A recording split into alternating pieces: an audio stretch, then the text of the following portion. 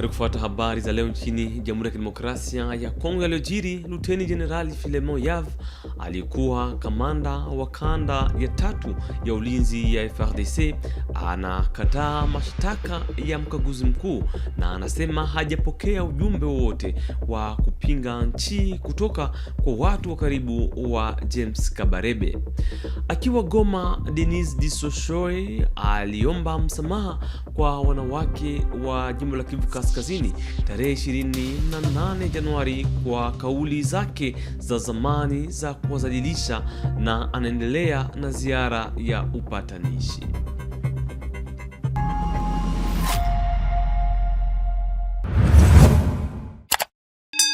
Hujambo.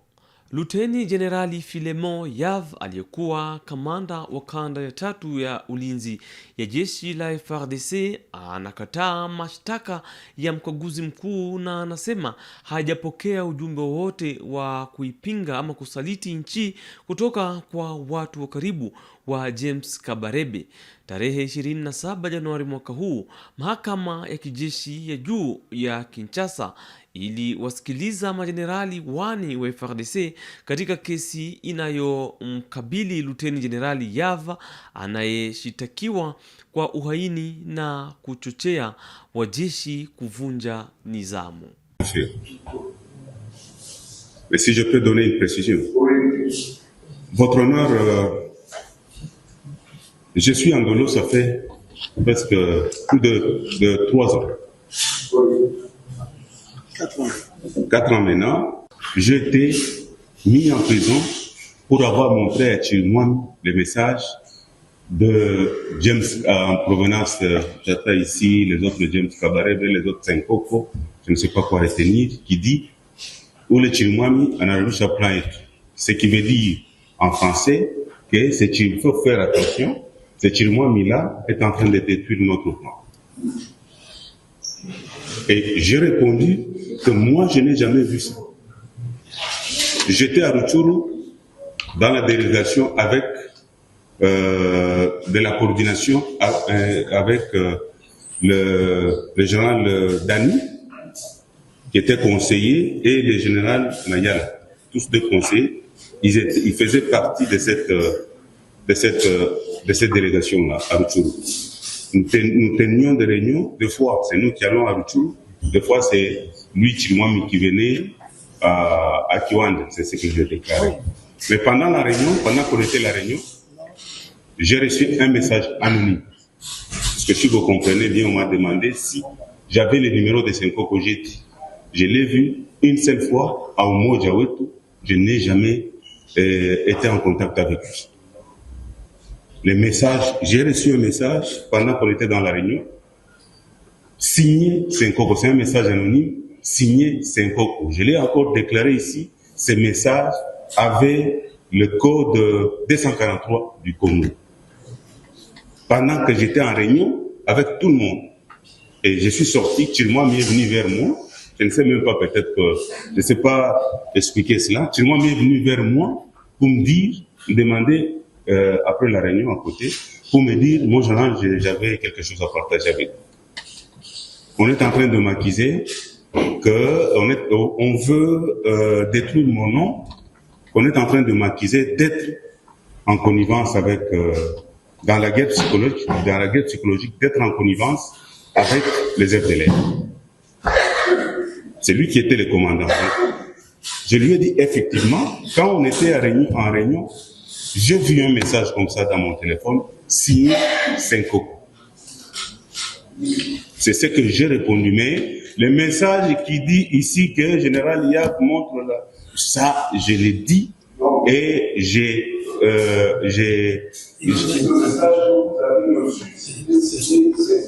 signé Senkoko. C'est un message anonyme, votre honneur. Anonyme, c'est si vous avez, je ne connais pas, qui n'est même pas enregistré dans mon téléphone. Ouais. C'est-à-dire un numéro sans nom. Puisque si vous avez enregistré un nom dans le téléphone, quand il vous envoie, le nom sort que c'est telle personne qui vous envoie. Mais c'est un message anonyme que j'ai vu quand on était en réunion, que je partageais avec tout le monde dans ce sens-là. Ouais. Et en échangeant avec Chirimoami, je profite aussi de vous dire que, en échangeant avec Chirimoami me rapporte aussi que non, j'ai reçu aussi un message que les Rwandais vont commencer à nous éliminer un par un. Chirimoami me conseille de ne plus faire la route pour Goma. Désormais, il faut aller à Goma par hélicoptère. Donc, Code 46, si vous lisez, c'est ce qui est dit par lui-même, Chirimoami déclare.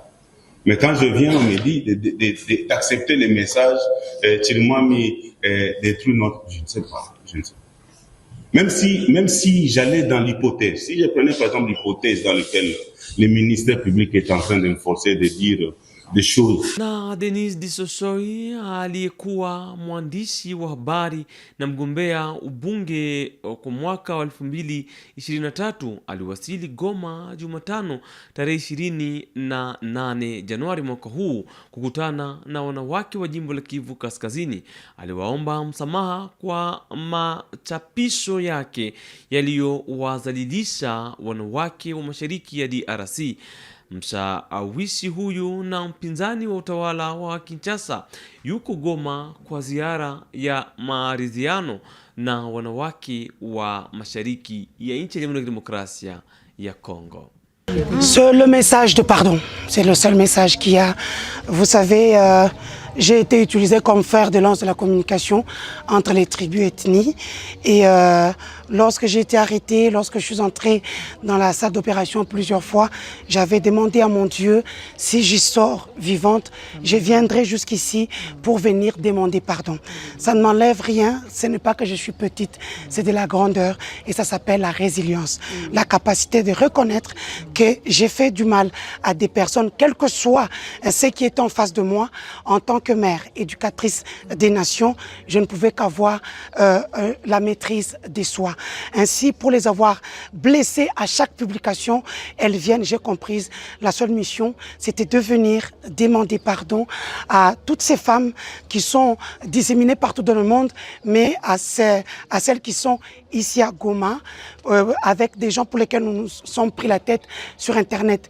Et donc je me suis dit, ça avait commencé ici, ça va terminer ici, et puis je veux continuer ma vie. Hapa Goma, gavana wa jimbo la Kivu ya Kaskazini chini ya M23 alitoa msaada kwa wakazi wa patao 100 wa mtaa wa Mapendo katika barabara ya Kisangani.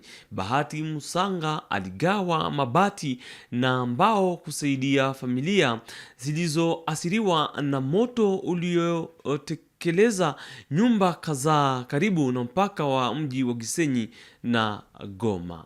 Tunakuja wasaidia, tunawaletea kila familia nyumba yake, kila familia tunaipatia vento manjaga vento. Chakula tunawapatia kila mtu kwa mchele. Mheshimiwa, na kila mtu tunampatia 10 kiasi.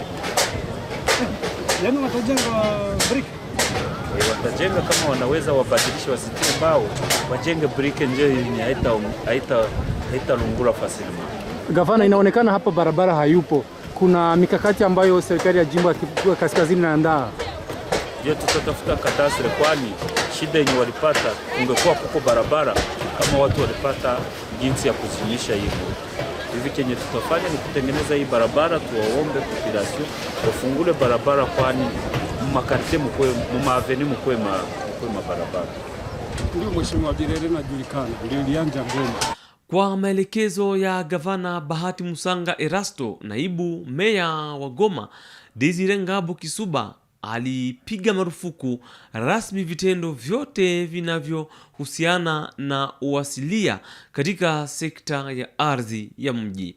Hatua hii inalenga kupunguza migogoro ya ardhi na kuhakikisha usawa katika upatikanaji wa ardhi kwa wakazi wote wa mji wa Goma. Hebu mfuate. Ndani ya vile ya Goma hakuna wa autochtone.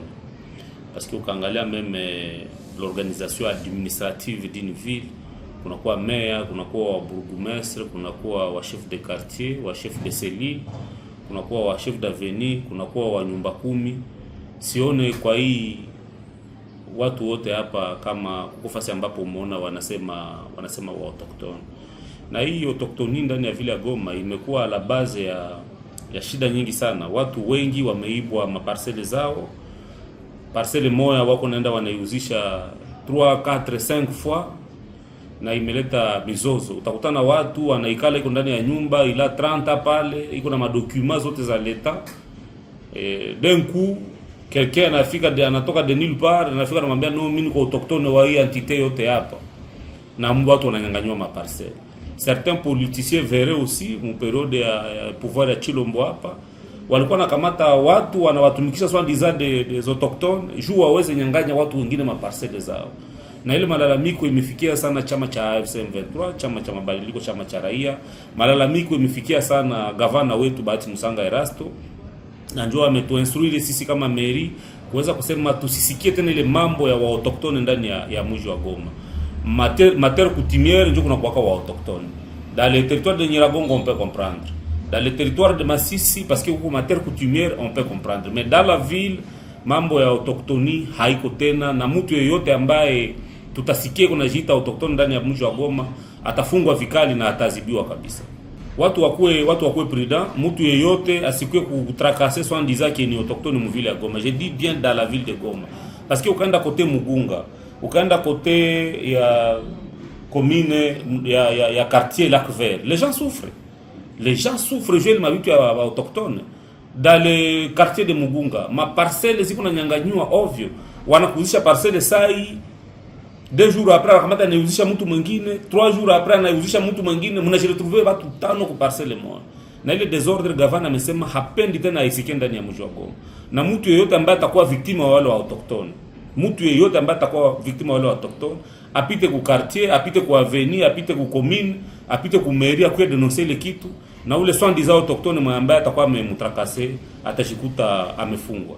Chuo kikuu cha Kikatoliki cha Graben kilizindua ukumbi mpya wa masomo huko Butembo unaoitwa Monseigneur Sikuli Paluku Melchisedek. Ukumbi huo una uwezo wa kupokea wanafunzi 1000.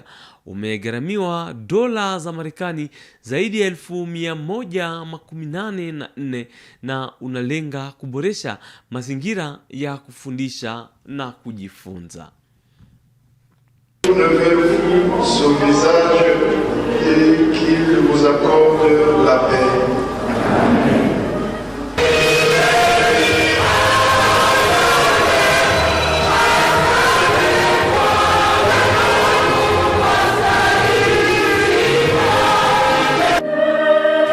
Très heureux. Nous sommes à l'horizon et je regarde vers l'horizon. Et l'amphithéâtre que je viens de venir, c'est un signe de progrès. C'est une bénédiction de l'œuvre qui a été initiée par mon prédécesseur de mémoire, Monseigneur Emmanuel Catalico, et de tous ses collaborateurs qui ont donné le nom à ce site de l'horizon. Et l'œuvre qui se développe concrétise cette vision qu'ils ont eue dès le point de départ, parce que on voit l'institution qui est en train de croître, le nombre des étudiants qui augmente, et la qualité aussi. C'est ce que je souhaite et demande, que la qualité soit toujours au rendez-vous, conformément à la devise de l'université, enchaîne les supérieurs, donc aller toujours plus haut. Et c'est cela qui peut contribuer aujourd'hui à ramener même la paix et à travailler pour que la paix dont nous rêvons advienne finalement. Wakazi wa mtaa wa Bel Air katika manisipa ya Dilala mjini Kolwezi wanashindwa kuvuna mazao yao kutokana na uchafuzi unaozaniwa wa maji kutoka kampuni ya Rwashi Mining. Baadhi ya wakulima wanaacha mashamba yao, mazao yananyauka na udongo unaendelea kuharibika. Fuateni ripoti kamili. Dans les quartiers Bel Air, l'agriculture des subsistances, source de revenus de certaines familles, est aujourd'hui gravement menacée. À quelques mètres des installations de l'entreprise Rwashi Mining, les petits champs et jardins ne produisent presque plus. Selon les riverains, depuis plusieurs mois, les cultures dépérissent progressivement. Les maïs, les maniocs, la canne à sucre, les gourges, les papayas et d'autres plantations se dessèchent avant maturité. Les sols autrefois fertiles est devenu appauvri, improductif, compromettant ainsi considérablement le bien-être de ces populations lualabaises. Cette dégradation agricole s'inscrit dans un contexte de pollution environnementale présumée. Les habitants évoquent des écoulements de substances acides, des poussières et des émanations de gaz provenant des installations de l'entreprise Rwashi Mining. Alertés par ces plaintes répétées, les autorités provinciales ont effectué une descente sur le terrain. Le ministre provincial de l'Agriculture, Pêche, Élevage, Développement rural et Affaires foncières, accompagné de son collègue des Mines et Environnement, a tenu une séance de travail avec les responsables de Rwashi Mining. À cette occasion, Jean-Pierre Kalinga Mupatay a insisté sur la nécessité de préserver les terres agricoles et les infrastructures communautaires, rappelant que l'exploitation minière ne peut se faire au détriment de l'environnement ni de la survie des communautés locales. Nous ne pouvons pas dire non, les gens exagèrent. Non, ils n'exagèrent pas. Parce qu'avant, quand vous n'aviez pas démarré votre usine, il n'y avait pas de plainte. Maintenant que vous avez démarré votre usine, il y a des plaintes. Il a souligné que la protection des sols, de l'eau et des populations riveraines constitue une priorité pour le gouvernement provincial qui dirige Fifi Masuka Saini. La société est là, pas seulement pour faire des bénéfices, c'est aussi essayer d'améliorer les conditions de vie des gens que vous avez trouvés. C'est ce qui est important.